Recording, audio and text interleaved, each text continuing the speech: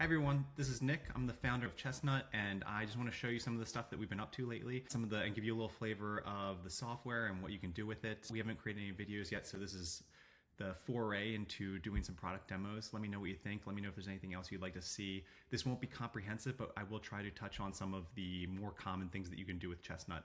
And to save some time, I've skipped the process of creating my account and creating a club. So I already have my Media Chess Club here, which is actually a real club that we run out of the town of Media, Pennsylvania. Starting from the dashboard page. This is just the spot you come right after you log in. You get here and it's going to surface some of the most important things like the chess clubs that you're a member of. In this case, I'm an organizer of the Media Chess Club, so I'm going to jump right into it. And I play in the Media Chess Club, and I'm also going to be running some tournaments within this club. So I'm going to head right over to events here. We'll take a look at the Swiss in a minute, but I think the first event I want to show you how to create in Chestnut is a quad.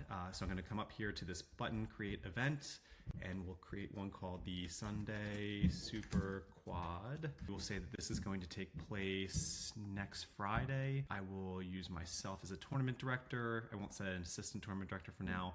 Since I've entered an address for the club, I can just copy the address from the club and it'll populate here. This is the address for the actual event. Then I get some advanced settings here, one of which is public visibility, public or private. If I set private, then only people who are already members of my club will be able to see this. If I set public, anybody who has the link will be able to see it. It doesn't mean they can necessarily join it, but they'll be able to see it. So I'll set public for now, and then there's this choice for over the board or Lichess. We have a pretty robust Lichess integration. I'll get to that later and demonstrate that, but for now I'm just going to do over the board. And for a rating source, we're going to use USCF ratings. You could use custom club ratings, which Chestnut supports and allows you to basically run your own ratings database. And it'll use the same algorithm the US Chess Federation uses to continue to process custom ratings. You can run that in tandem with or besides the USCF ratings if you'd like, but again, for now we'll stick with USCF ratings. You can also do this live USCF ratings. So this one, if you don't toggle live on, it will just be the supplements. It's going to go from the most recent supplement. It's going to be related to the dates of your event, and we'll take the supplement most relevant. You won't have to do any uploading of supplements like you might have to do with some other softwares. We make sure that the supplements are all the golden database and the ratings are in Chestnut and ready to go for you, so you don't actually have to upload any of those yourself. But if you would like to get the most current ratings, which can sometimes be very beneficial or useful when you have younger chess players whose ratings are changing pretty rapidly in a short amount of time, you might want to not wait until the next supplement is out. You might want even fresher ratings, and that's where you can use this live ratings. So live ratings will fall back to the supplement if there is no latest rating, if the person hasn't played in an event that's been rated since the last supplement. So I'm going to turn that on for now just to let you get a sense for that. And we're going to do a structured tournament. It's going to be a quad, so 4 people per section. We'll say that we'll do 30 minutes with a 5-second delay is going to be the time constraint for this quad, the tempo. And then we're going to make this, we'll enable registration.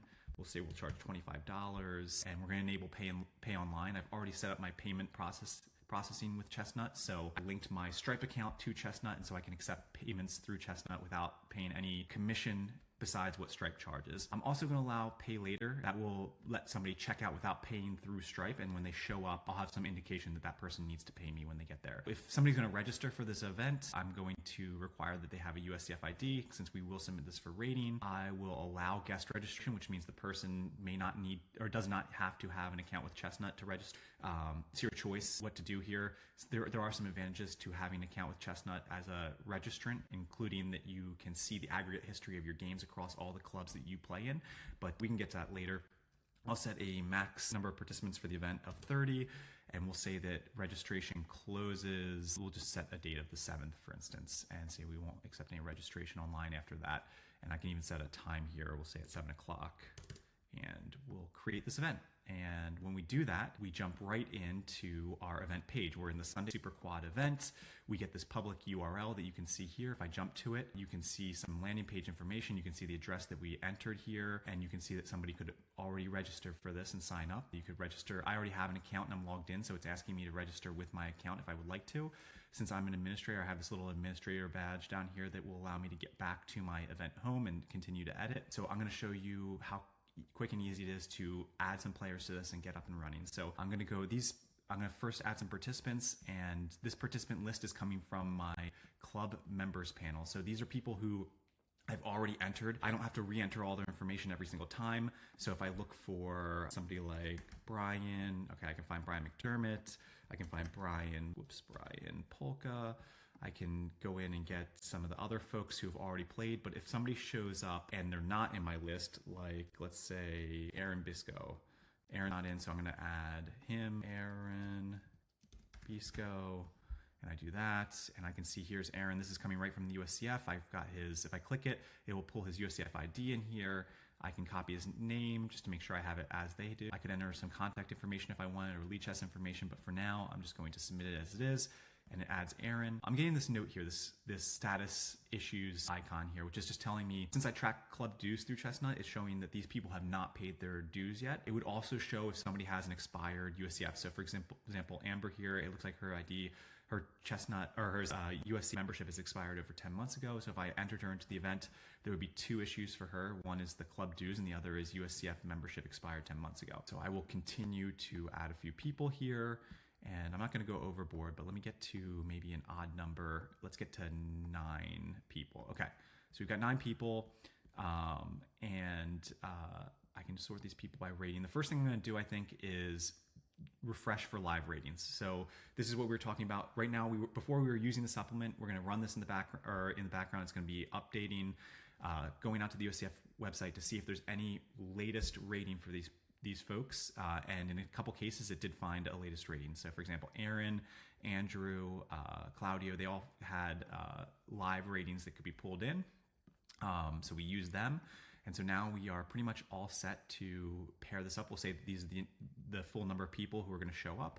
So I'll just go right up here to set up quad. And when I click this, it sets up the quad with the quad A, which has 4 players. And since we had 9 people, it creates the small Swiss for the last section. So if I jump in, I can jump into quad A, for example, and I will see that it pulled in the top rated players into that. And then I switch over to the small Swiss and take a look at that one and see that, okay, here's the 5 players who were lower rated. And this one is going to ask me to pair this up and run this event. If I go over to the other one, it's going to already be paired because it knows the quad pairings and it just goes ahead and does that.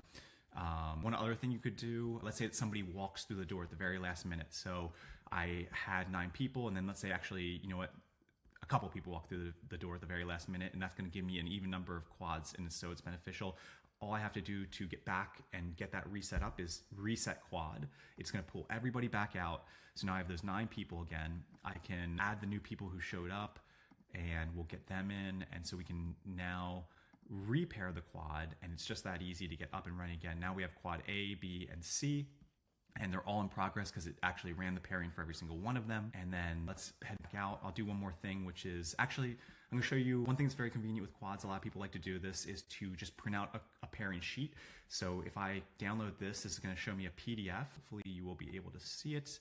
Whoops. Okay, here it is. And it will show you, this is something you could print out and place one of these at each table. It shows quad A up here, quad B, and quad C. And this is all the pairings. It did the coin flip for the last round, although people can write in something different if they'd like to. And so this would be player 1 is going to play against player 4, and player 1 gets white. Here it shows for player 4 that they play against 1 and they have black. And so it's a very convenient way for somebody to write down, or for the players to actually write down all the results at the table and then just turn this in at the very end, and then you can enter the results afterwards. You can also enter them in real time if you'd like as you're going right here. And the way you would enter results is you just click on this, you do win-loss there, and you can see the standings are updating as we're doing this right here, so I can take a look at that. I can print out things like pairing sheets, standings, cross table, etc. But again, to show you how easy this is, at any moment that I want, I can easily just pull everybody back out of this quad and restart things like that. And now everybody's back out. I could add some more people if I needed to. Another thing I can do, because nobody registered for this, I just add these people manually. I can mark if they paid or not. So we said this is going to cost $25 for this event. So if I add some indicators here, 25 bucks, they paid, this person paid, maybe this person, it was comped. So it's going to show here, you see these turn green as paid. And so I know that these people have already provided some money. And if I go to the finances tab, I can see down here that so far the revenue I've collected for this is $50. There's $5 entry fee. Something else I didn't demonstrate is that maybe I know I want to override some ratings before I actually pair this up. I might know that Amber actually is a very good player and has a FIDE rating, so I could put that in here and maybe say that she's a 1900 FIDE, so I'll enter that. And you can see this light blue background, which indicates that this has been overridden. So yeah, let's actually I'll go back in, I'll pair this up one more time, and I'm going to show you the finance tab in more detail. So again, you can see this is quad A. I can look across the different sections and see only one person paid in this section. I can update this after the fact if I need to. It's pretty flexible. You're really not going to get into any trouble as you work through this system. The other really convenient thing is the ability to message people. So if I come over here, I can send messages, email messages to the people who are playing in this event. Anybody who has an email address or has a contact attached to their member, which I can show you how to do later, but I can send a message to all the event participants. I could select just a section, say I only want to send a message to the people in quad A, for example, or I can pick individual people and say I'm going to send a message to Andrew, Amber, and Benjamin, and I can send them something like, or actually, let's see what, yeah, let's just do section, we'll do quad A, and I'll just say, pairings are up for quad A. And I can send the pairing sheet as well, which will send a PDF for them to take a look at. So if I sent this out, each one of those people will get a PDF of round one. They get this message, they get this subject here. It would look like it was coming from me at the Media Chess Club. Chestnut keeps its branding to the side and out of the way. There's pretty robust messaging in this, and we'll save some of that for another day, I think. But I think that is probably the extent of what I'd want to show in terms of quads. Maybe one or two other things actually real quick. One is I'm going to reset this and I'm going to show you how you would register, or actually we'll do that in when we get to the Swiss event that I'll do in just a moment. The other thing I'll show you is actually how you would enter the rest of the results for this. So I would just go through, maybe I have those pairing sheets in hand because the players provided them, and I'll just go through and I'll note these results. Here we go, we got that, and we have this. And this, and so up here at the top, I have, or right here in the middle, I have the standings for this. I can see that Brian ended up winning it. I can easily switch over to quad B to manage that one, and I'll finish entering the results for quad B. There. Okay, we got that. Okay, we have all the results in, and then let's go to C as well, so I can show you how this might be submitted for rating afterwards. All right, so that's round one's done. We've got round two. And round three is finished as well. So I can show a couple things here actually. We could do the standings. So that's you can maybe see a sense of what some of the other PDFs look like. So that's for quad C. You could see the standings. It's very easy to get these PDFs out of the system. You could see the public view for this page. So here is this little eyeball icon will show you what maybe a parent could take a look at if they're following their son or daughter playing in one of your events. They could go over and see the standings. And so this is showing the standings for quad A, quad B, quad C. They could show the pairings as they're happening. This managed pairings is only showing up because it knows I'm an administrator, but you can see that you have, for each quad, you can see all the pairings and the results right here. And I can even go into live mode. And when I'm in live mode, I won't have to refresh this at all. If new pairings or results are up, they will automatically populate and show here. So I can just sit here and monitor what's going on. I can also, as a family member or as a participant, I can download the pairings if I would like to and see what the pairings are across all of the different quad, or all the different sections in the event. I do the same with the standings and download, here we go, the event standings, and here you go. I'll show what that looks like. So you'd have quad A standings, B, and C, so you can easily get these artifacts out of the system as a player or parent. In the participants area, you can quickly come over here and see maybe how people did in the tournament individually. So I can drill into like Aaron's performance and see he had what his performance rating was. I can see how he placed, what his results were. He had black against Brian, white against Dennis, and white against Andrew. And I can see how his standings evolved over time in the event. I could even run some scenarios if I would like to. So I might say, what if he actually beaten Brian here instead of lost? And what if he went 3 for 3 and beat Andrew as well? What would that have done to his rating? And it would have been a pretty big difference, but that's another cool thing that you can do since it has all the information in here and we have all the rating logic from the USCF. So with that said, I will back out of this and go back to the event page here. I think I want to show real quick what it would look like to register for this event with an account, and then later we'll do one without an account. But okay, so if I was going to register with an account, let's go back to the event and say event home, and we will pull everybody back out of this, and let's go to view it. So I'm going to register for the quad, register with an account. So it's going to ask if I'm registering on behalf of myself. I could do that, or I could add a family member. I could add maybe Alex Lampros, and I could search real quick for his USCF ID, and here it is. It pulls it up. So I'll select that. It grabbed the USCF ID. I don't remember what his Lichess username is. That's all optional anyway. You only have to enter the required information. So if I submit that, here it is. It puts him in. And so if I go next, I will actually pay now. I'm going to do it real quick because this is in a test environment. I don't want to actually process this payment, but this is exactly what one of your participants would go through. So now it's going to process this in the background. It's processing the payment, and it worked, and it says my registration was successful. So if I return to the event, I can see now there are 13 people in this event, and one of those people is, where is, there it is right there. There's the person we just added. So that did work. So that gives you a sense of what it takes to register. I will show you also what it would look like to register if I was doing it as somebody who was not logged in, who didn't have an account. Let's just do that. Since we did enable that, I'll log out real quick. And you can see if I refresh this now that I'm logged out, there's this continue as a guest option, and I will click that. And here it just gives me a quick, simple form. So I can do Joe Johnson. It'll ask me for the email address because I don't have an account, and we'll just do joe.j@gmail.com maybe. And you get the idea. Anyway, I can do the same thing, complete the registration, and it will throw me into the account or into the event, and I'll get a confirmation email as well that lets me know that I've been entered into this event. So it's pretty convenient for your players and participants to register for your events. So I'm going to log back in real quick, and the chess club.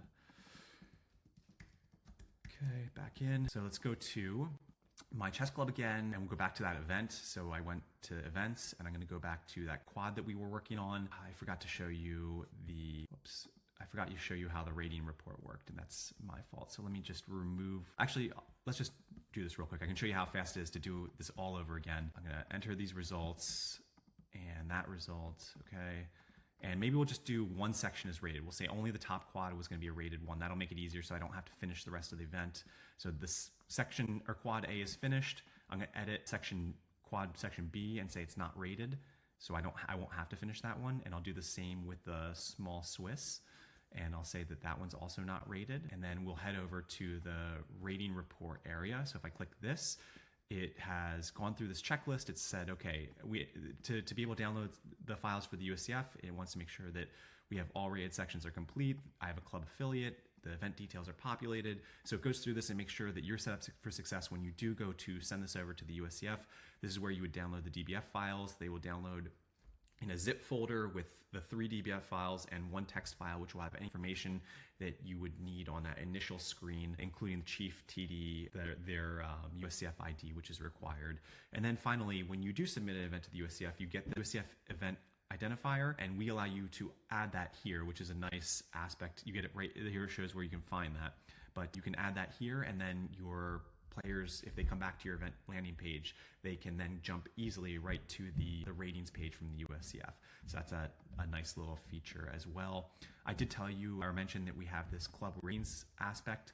So I could, if I wanted to, in tandem or separately from reporting to this to the USCF, I could submit this for club ratings, and it will run some club ratings for these players. It took what I initialized these value, or the player ratings at, which is 1200, and everybody here is going to be set up as their provisional because I haven't been using club ratings thus far. But you can see how easy it is to run your own club ratings here. So I'll roll these back real quick, since we're not going to do that. And then I think the next thing we'll get into is a Swiss event and some of the bells and whistles that Chestnut has to offer. So let's jump over to events again, and we'll go to a summer Swiss tournament that I had already started. It has a couple sections in it, 2 sections with 20 participants already added. So we'll jump in right here, and now we're just at the event landing page for this event. If you go over to this description area, this is where you can add information about your event and basically fill out and form your landing page that if you have users who are going to register or are going to see this event and you want to share some information about it, this is where you would edit that or update it. You get this rich editor, which will allow you to do a lot of things. You can enter ample amounts of text in here if you want, but we could maybe just edit this just slightly to give an idea. This is the second annual event. You can add links if you want, but for this, maybe we'll just make that a heading, let people know it's the second annual. We might put some contact information, a schedule in here. I'll submit this for now. And then the other thing that you can do with this is there's this little icon up here. It looks like an image, and that would be a way to add some pictures if you wanted to add like maybe a photo from the last year's event or some other information, or if it's a memorial, you might want to put a picture of the person that you're memorializing. I'm not going to add any for now, but if you ever want to see what this public landing page would look like, assuming it's a public event, which it says right here it is, you just click this eye icon and it'll take you to what other people would be able to see. Right now registration is closed, we don't have it open, but you still get this landing page that people can take a look at. It tells who it's organized by, all this information we just added, including the second annual event, the location, the sections that are available. So we will go back now, and I think the next best thing to do is to look at some Swiss pairing options. And for this one, we've already created two sections. We have an open and an under 1600. So I'm going to jump into the open section. And again, these things are showing up because we don't have, because people have not paid club dues.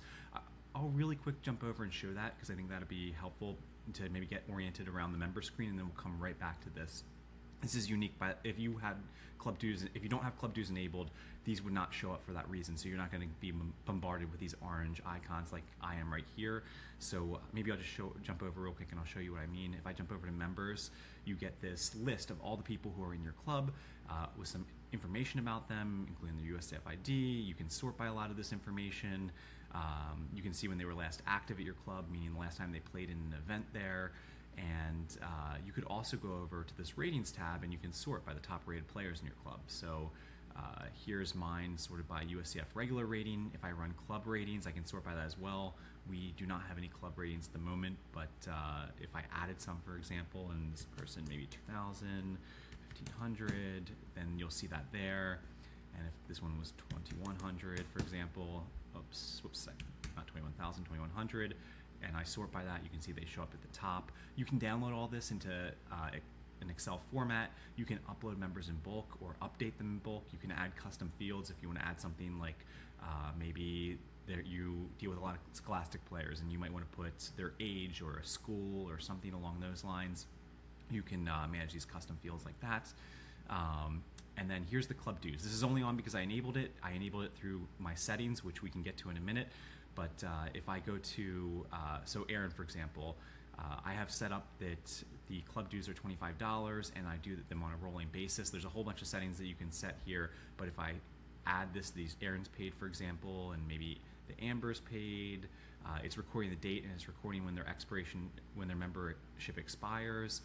And if I add a few more of these and we go back to the event over here, so where is, we'll add Amber to this so we can see real quick. Right now, Amber will have that her membership expired, but she no longer has the club dues problem.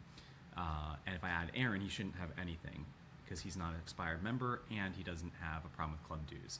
So there you can get an idea of that. If I go back over to my settings, well, actually, before I change that, one other thing to note about this is you also get this nice thing at here that will show you what your club revenue has been over the trailing 12 months, and it'll show you the number of active memberships you have. You're able to set this up to whatever your club program would be. So we do rolling, but you could do a calendar year. You can say when the calendar year starts for you. You can enable proration, and that still none of this stops you from customizing it on the fly when you enter dues for each individual person. But let's say that we just don't want to collect club dues or we don't want to track it through this. I'll just turn that off and I'll save it. And then if I come back over here, a lot of these orange indications go away because we're just not tracking it. The only one that shows up still is this USCF membership that expired 10 months ago for Amber.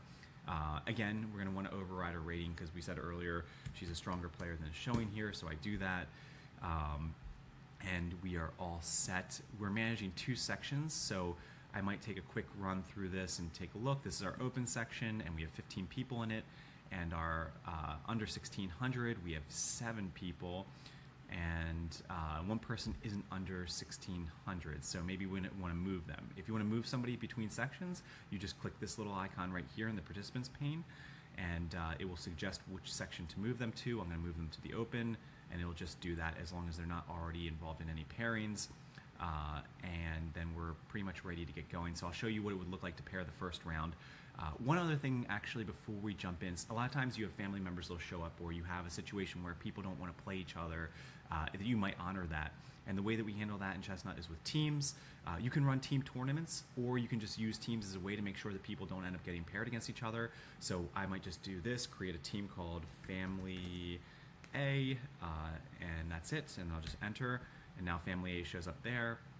So when I go back to the open section, maybe I could say that, okay, Isthier and Aaron are cousins. So Isthier's on Family A and Aaron's on Family A. And with that, these two will not end up being paired against each other. Unless I go back over to teams, you can see right now pairing restrictions are enabled. I can turn that off if I would like to. And maybe we'll do some more stuff with family, or with pairings, or teams later, where you could see what a team tournament would look like. If you're interested in that, let me know, and I'll create another video around how to run team tournaments along with comprehensive team standings. But for the purpose of this one, I think I'm going to actually exclude it, and we'll keep moving along here, although I'll leave this team in place just to prevent those two from being paired against each other.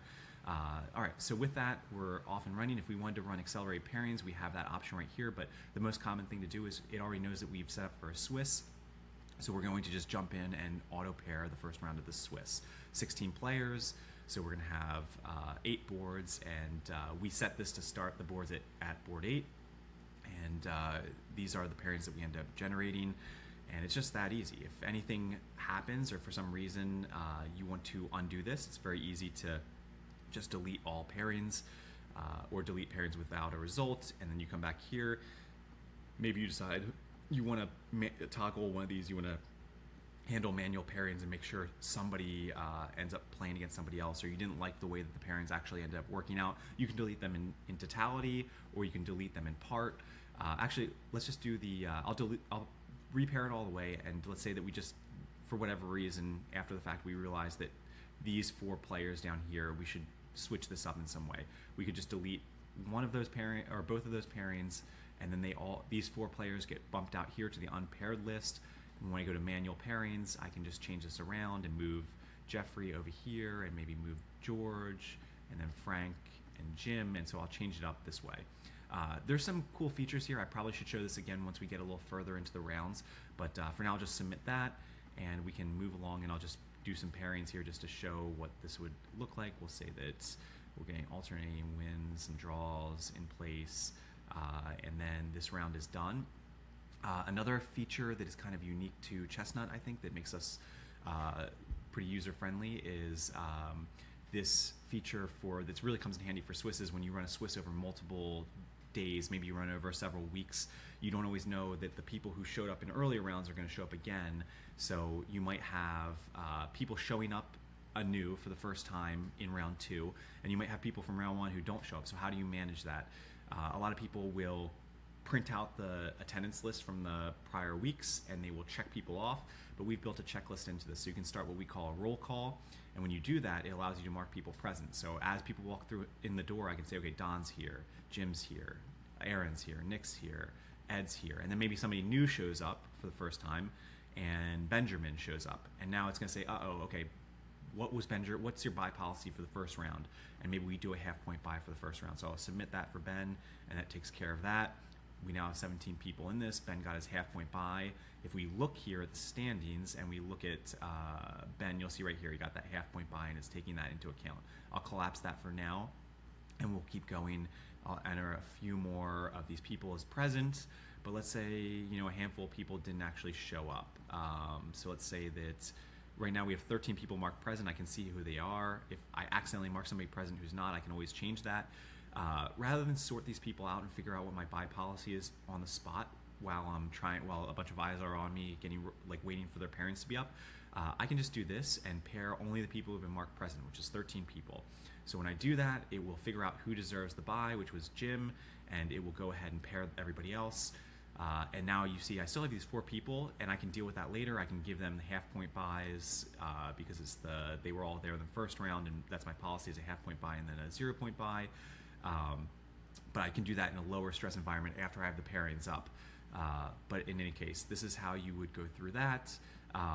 If I break a couple of these pairings, for instance, let's say I break 2 of these, just so I can show you the manual pairing for this situation, and then I click manual pairing here, it gives you this bar here. That wasn't really present before, but you can see this player, the bigger this bar is in any direction, the more strongly they're due a certain color. So Dennis is due white. If this was all the way over to the edge, he'd be like strongly due white. If I put this here, and Aaron's also due white, and I put them next to each other, it's going to give me this little X here and saying that's not Aaron's color. There's either way, these are both due white, so it's going to say somebody's not getting their due color, which is going to be the case here because there's 4 players and 3 of them are due white. If I put Brian on this side, it's going to say this is really a problem because Brian's due black and he's getting white, and George is due white and he's getting black, so you should probably swap those. So it'll give you this indication, and I'll swap them, and things will be right, at least as far as this pairing is concerned. I submit those, and now the round is fully paired. So I think we are all set there. I will, one other thing that could happen is maybe you set up a pairing, and maybe this is a bigger tournament, and there are some people who just didn't tell you they weren't going to be there, they didn't ask for a buy, and so you need to withdraw one or both of them. So you have a couple ways to mark withdrawals, but one way is this record forfeit result. So let's just do that. Let's say that both of these players didn't show up. So I could do a forfeit loss and a forfeit loss, and it says, do you also want to withdraw them? Or actually, let's just say that Ed is the only one who didn't show up and Nolan did. So we'll give a forfeit win and a forfeit loss, and we'll only withdraw Ed. So when we do that, it's going to break this pairing apart, and it gives Ed the forfeit loss, and you got Nolan with the forfeit win. And if I go up here, you can see that Ed has been removed. He's been withdrawn from the tournament. If you want to include him in any future round pairings, then you would need to press this play indication, and that's going to let you re-enter him into the event. We're not going to do that, but you do have the option to do that if you would like to. And with that, you just go around, you continue to mark your results. This might be a cool moment to show the live pairing mode, but actually I'll save that for another day as well. If you want to see what live pairing looks like, you can play around with that. But the way you would get to that is you'd go back to the event page, you would again go to this eyeball, which will show you what your participants would see, what like anybody that's watching this on the public page would see. They could go over this pairings, and you can see right here we are in round 2, I believe it is. So we have some results coming in. I would just click this, and actually I'm already doing it, so let's just do this. So I'm clicking live pairings, and then sorry, let me jump back over to that tab. I'll go back into the open, and let's just continue to mark these. So I'll do there, some results, and now so that round is fully filled in. We do this on a slight lag, so it'll take a couple seconds, but eventually these results will just populate. As you see now, all the results are in. So again, a parent doesn't have to refresh this. They can just sit here, they can watch it, they can download artifacts if they want to. I'm going to stop live polling on this because just for the sake of what we're doing, we don't need that. The other thing is, Chestnut is really made to be flexible and not to get you into any binds where you make a decision and it's irreversible. There's almost nothing you can do that's going to get you into trouble with Chestnut that you can't easily undo. And with that spirit in mind, like if you wanted to set up tiebreakers after this thing is already in flow and running because you forgot to do it, it's very easy to do it. Actually, all you need to do is just flip this over, tiebreakers appear. It starts with the USCF default tiebreaks, the ones that are recommended in the rulebook. If you want to change them around, you can drag and drop, sort them, add different ones, remove some, and it'll just update this on the fly. This automatically ends up in the pairings as well. If you decide, actually, no, you know what, I didn't need that, you can remove it. It's not a big deal. If you realize you actually only want to do 3 rounds and you accidentally did 4, it's so easy to just remove the last round or to add rounds on afterwards. You're just never stuck with Chestnut, which is one of the nice things and one of the ways we designed this. Another thing that is very easy is to go back in and change the result. I can always just edit this. I can fix it if I made a mistake. You can use keyboard shortcuts to enter results as well. That's a feature that we have enabled. And then actually, you know what? One thing I'm going to show real quick that we didn't talk too much about, I think it would be neat to show, is Lichess tournament. So let me go over to the under 1600, and you know what, I'm going to turn this whole event into a Lichess tournament and just show you how easy it is to change things on the fly. So I'm editing the event itself, the information of the event. We had an over the board, but I'm going to change this to Lichess now. So now we have a Lichess event, and I'm going to update this, and then we'll go back into the under 1600, and we will auto pair. And so now this looks a little bit different. You see this little TV icon over here. All these players have Lichess IDs already. We can jump in and look at one of their player pages. I'll jump to Craig Gerlin, and you can see what his player page looks like. Oh, sorry. Let me go back over here. We'll jump to Craig up here, and you can see this is his member page within our site. And you can see he does have a Lichess ID, so it would throw flags if we had a Lichess event going on and he didn't have a Lichess ID, it would throw a flag. If we had registration set up and it's a Lichess event, it's going to make sure that the player provides a Lichess ID. It's going to be necessary, otherwise we won't be able to run Lichess pairings. Yeah, so with that, we'll go back and we'll look. So what we can do here is we can create Lichess games for all of these matches, and we would just press this icon here, and it's going to ask me, are you sure? And then it's going to go out to Lichess, and it's going to actually do that. And when it does that, you can click into this icon, and the players who have those Lichess IDs, when they click into those icons, the game will automatically start for them. I'm going to click in real quick. You'll notice that we are in an event called the Summer Swiss, the under 1600 section, and we're in round 1. So when I click into this, you're going to see this is the Summer Swiss under 1600 round 1. It has our time control. It's classical. It knows that we selected rated, and it's waiting for the 2 players whose Lichess ID is entered on that pairing to start this game. Only when those 2 players are here and logged in will this game start. Parents can likewise watch these. So if I go over to the under 1600, you can see over here there's this game view, and I can click into that and I could watch the players play in real time. Anybody who, or again, this actually is only available because I've made this public. So if you're worried about that, you can always change the visibility and make it private, and only you, the tournament director, will have visibility into this. But if you did want parents or others to be able to follow along and watch, it's a nice option, and they can jump in and see it. It's not going to do anything. It won't start without the 2 players whose Lichess IDs are required. But going back over here, the other thing we can do is once we create those pairings, we can jump up to the messages, and I'll go over to send some messages. I'll select a section, the under 1600 section, and I'm going to send out the Lichess matches for round 1. I'm going to say, find your match below. And when I do that and I send this out, maybe I'll also include the pairing PDF just for the heck of it. And I'll send a live message, and there it went. The message got sent. So if I go over here to what the messages look like, you can see this is the game link, so I can jump onto this. This is between these 2 players and Craig Gerlin. If I go to this, it's going to jump right into the Lichess match for that particular person, whoever was the person who was supposed to get this message. I'm just showing you what this would look like. I have these messages being caught so I can demonstrate it to you, but this would go out to your to the player.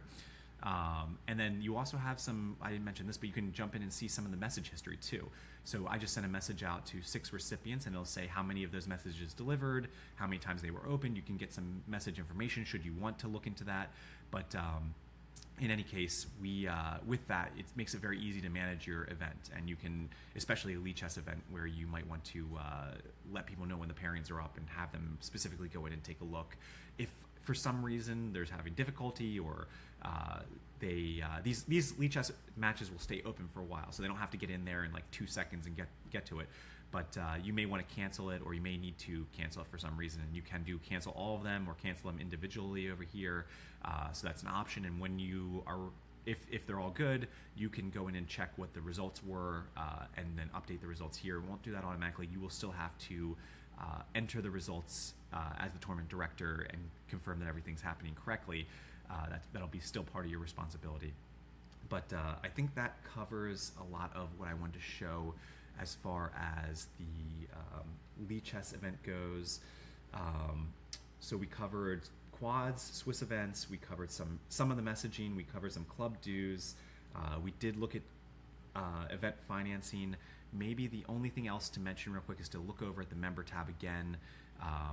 Before club dues is not showing anymore because we turned that off in our settings, but if we maybe jump in, I can show you how you might manage some of these members and some of the functionality available. So if we jump to Amber and we look at, these are all dummy phone numbers by the way, so don't worry about that.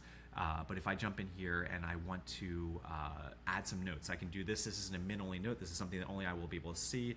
And I can say, hasn't showed up in a while or something. I don't know what type of notes you might want to add, but you could do that. It'll stay here, and you can keep some information about players. Maybe there's some special needs that they have. Additionally, for contacts, if you maybe have a child and they have some parent figures that need to be messaged on their behalf, so maybe you would do James Cooney, and we could do James Cooney up here, and do james.cooney at gmail.com. Oops, I'm having a hard time typing today. And then say father, and then we could do this indication right here is going to tell whether or not this person should receive emails on behalf of this member. So you can have multiple people who are basically subscribed to the messages of this member, and that relates to club messages that you might send or event messages. If I turn this on, then email is obviously required, and this person will also get the messages. In addition to the email address that is here, this email address will also get messages on this person's behalf. You can see another nice thing in the member page is you can see some of the most recent matches that member has played at your event or at your club, and I can drill into those and take a look at the tournament reports for those. And I think that that gives you a good rundown of what you have available here in the members area. I didn't get any custom fields or custom ratings. We won't talk too much about that for now. If you need to adjust any club settings, you have that over here, and there's a whole bunch of stuff that you can change, but we try to keep things mostly out of sight, out of mind, unless you need to. We want to keep this as clutter-free as possible so that you can get the stuff done that you really want to get done and create a great experience for your members. But one thing to note here that I think is a differentiator for Chestnut is this roles area. So as a administrator or tournament director of a club, a lot of other softwares, when you're managing pairings for a club, it can be very frustrating if another person doesn't, or the person who's running the tournament can't show up for a week. You might have to move a laptop or exchange a laptop or send files back and forth so that they can recreate these tournaments. It can be a little bit of pain. But with Chestnut, you can actually just have multiple people help manage the same club. Right now, the club administrators are just me. I'm an organizer, which is the top role, which means I can do basically anything the tournament director would do, plus I can take actions on behalf of the club, like anything up to editing the payment integration or deleting the club.